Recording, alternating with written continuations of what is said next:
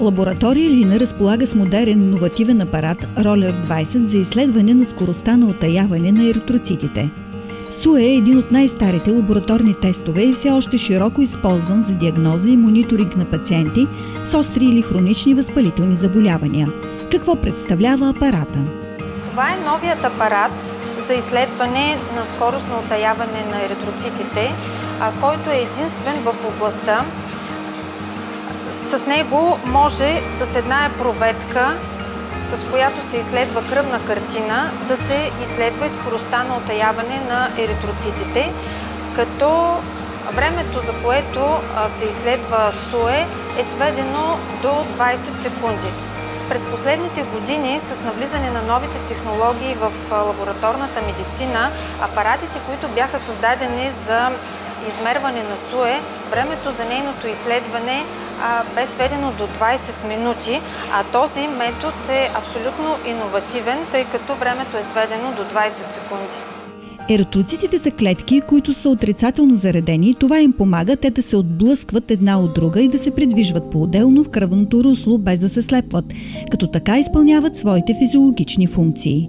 При редица възпалителни заболявания в организма се синтезират белтъци като фибриноген, С-реактивен протеин, комплементарни белтъци, алфа-2 бета-глобулини, а се намаляват други белтъци като албумин, което намалява общият отрицателен заряд на еритроцитите, което улеснява тяхното слепване.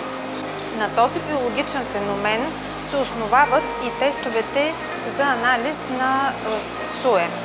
Класическият и референтен метод на Вестергрин, който и досега е най-широко използваният метод за анализ на СУЕ, кръвта на пациента се смесва с определен антикоагулант в строго съотношение в специални пипети, които се поставят строго вертикално на статив за 1 час, след което се отчита височината на еритроцитният стълб след 1 час.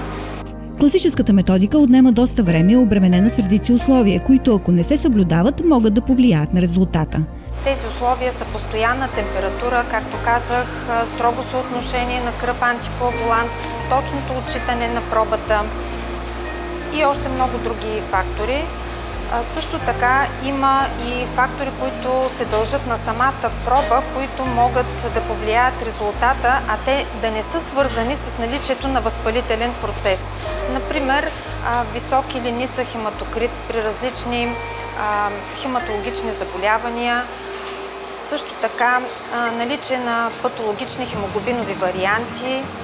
През последните години технологичният напредък в лабораторната медицина доведе до създаването на апарати за автоматично отчитане на СУЕ. Какво е новото в метода, използван в този апарат? Апаратът е предназначен за автоматичен анализ на 20 проби, като се взема проба с антикоагулант, което е много удобно. От една епроветка, от която се изработва кръвната картина на пациента, може да се изработи и СУЕ, а двата показателя обикновено се назначават съвместно. В апарата са пресъздадени физиологичните условия в организма посредством една термостатирана капилярка на 37 градуса, през която преминава кръвта на пациента. Тя рязко се ускорява, след това внезапно се стопира, което пресъздава налягането на сърдечният мускул върху кръвоносният съд.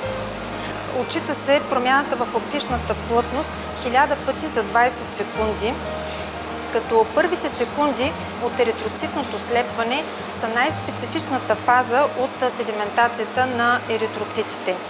Нека да видим как работи апаратът Roller 20 и кои са предимствата на новата технология.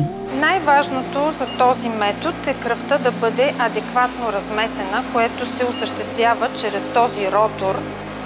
Кръвта се размесва в продължение на 5 минути, тъй като много важно е тя да бъде адекватно суспендирана, като по този начин също се пресъздава физиологичното й състояние в организма, тъй като кръвта, оставена дори и за кратко време, без да се размесва, стартира процесите на агрегация и седиментация на еритроцитите, които могат да повлияят на резултата. Апаратът вече е зареден. Започва процесът на размесване на пробите, който продължава 5 минути.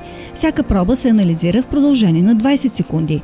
С този метод се избягват всички условия, които могат да доведат до повлияване на резултата, не свързани с възпалителни заболявания. След отчитане на резултата, той се прехвърля към лабораторната информационна система, където специалист го валидира и става достъпен за пациента и за лекарите, които ползват резултата. Като искам да подчертая, че когато има рязко отклоняващи се резултати, те се валидират много внимателно, прецизно, съобразяват се с другите показатели на пациента, с неговото състояние. Ако е необходимо, изследването за скоростта на утаяване на еритроцитите се повтаря и едва след това резултата се валидира.